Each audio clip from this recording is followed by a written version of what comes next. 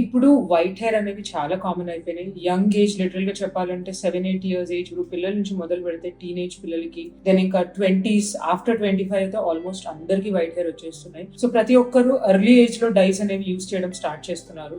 So మనకు market లో చాలా రకమైన డైస్ ఉన్నాయి. ఈ డైస్ పెట్టడం వల్ల ఏంటంటే చాలా మందికి రకరకాల రియాక్షన్స్ అవుతున్నాయి. ఫస్ట్ థింగ్ ఏంటంటే దీనికి 2 types ఆఫ్ రియాక్షన్స్ అవుతాయి. ఫస్ట్ ఏంటంటే ఇన్స్టెంట్ రియాక్షన్, అంటే మనకు డై పెట్టిన కొన్ని మినిట్స్ కొన్ని అవర్స్ లోపు మొత్తం స్కిన్ మొత్తం విపరీతమైన స్కాల్ప్ ఫేస్ మొత్తం దురద వచ్చేస్తుంది, మొహం మొత్తం స్వెల్లింగ్ వచ్చేస్తుంది. సో హెయిర్ డైస్ కి ఒక్కసారి ఇలా సివియర్ రియాక్షన్ వచ్చింది అంటే ఇంకా ఏ డైస్ వాడినా ఆ రియాక్షన్ ఖచ్చితంగా వస్తుంది. సెకండ్ రియాక్షన్ ఏంటి అంటే క్రానిక్ డై యూజ్ వలన. సో ఇన్స్టెంట్ గా ఏంటంటే స్కిన్ మీద ఎలాంటి రియాక్షన్స్ రావు, కానీ రెగ్యులర్ గా రిపీటెడ్ గా డై పెట్టడం వలన కొన్ని మంత్స్ అండ్ కొన్ని ఇయర్స్ తర్వాత ఏంటంటే ఒక టిపికల్ పిగ్మెంటేషన్ స్టార్ట్ అవుతుంది. అదేంటంటే లైట్ గా గ్రే కలర్ లో బ్లూయిష్ కలర్ లో ఒక పిగ్మెంటేషన్ మన ఫోర్ హెడ్ మీద స్టార్ట్ అయిపోయి గ్రాడ్యువల్ గా ఫేస్ అండ్ నెక్ కి స్ప్రెడ్ అవుతుంది. చాలా రెసిస్టెంట్ పిగ్మెంటేషన్స్ అంత తొందరగా పోవు.